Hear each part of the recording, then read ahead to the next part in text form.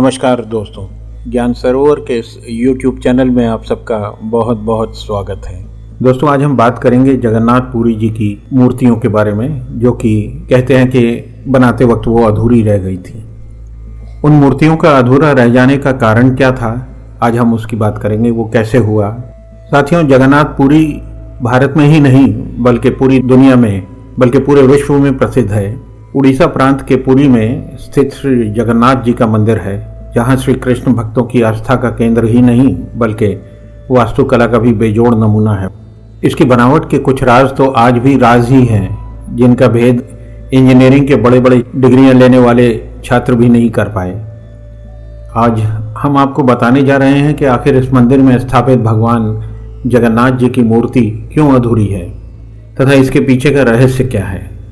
कहा जाता है कि जगन्नाथ भगवान श्री विष्णु की इंद्रनील या कहें कि नीलमणि से बनी मूर्ति एक अगरू वृक्ष के नीचे मिली थी। मान्यता है कि मालवा नरेश इंद्रधुमन, जो कि भगवान विष्णु के बड़े भक्त थे, उन्हें स्वयं श्री हरि ने सपने में दर्शन देकर कहा कि पुरी के समुद्र तट पर तुम्हें एक लकड़ी का लट्ठा मिलेगा, उससे मूर्ति का निर्माण करवाओ। राजा जब तट पर पहुंचे तो उन्हें लकड़ी का एक लट्ठा मिला। अब उनके सामने ये प्रश्न था कि मूर्ति किससे बनवाई जाए। कहा जाता है कि भगवान विष्णु स्वयं श्री विश्वकर्मा के साथ एक वृद्ध मूर्तिकार के रूप में प्रकट हुए।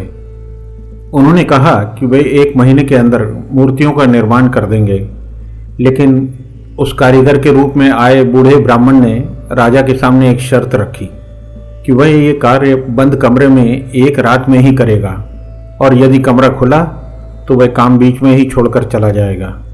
राजा ने उस ब्राह्मण की शर्त मान ली और कमरा बाहर से बंद करवा दिया। लेकिन काम की समीक्षा करने के लिए राजा कमरे के आसपास घूमने जरूर जाता था। महीने का आखिरी दिन था, कमरे से कई दिन से कोई आवाज़ नहीं आ रही थी, तो राजा को जिज्ञासा हुई।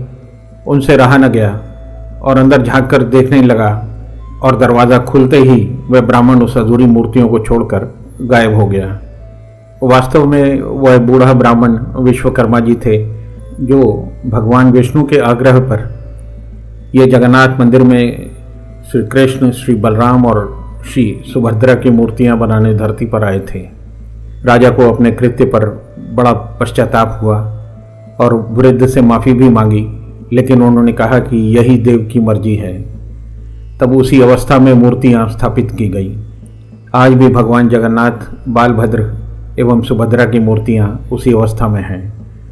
दोस्तों, ईश्वर स्वयं रचना करते हैं कि विश्व में कब क्या होना है। ये हमारे प्रयास होते हैं। मर्जी और इच्छा हमेशा परमात्मा की होती है। जय श्री कृष्ण।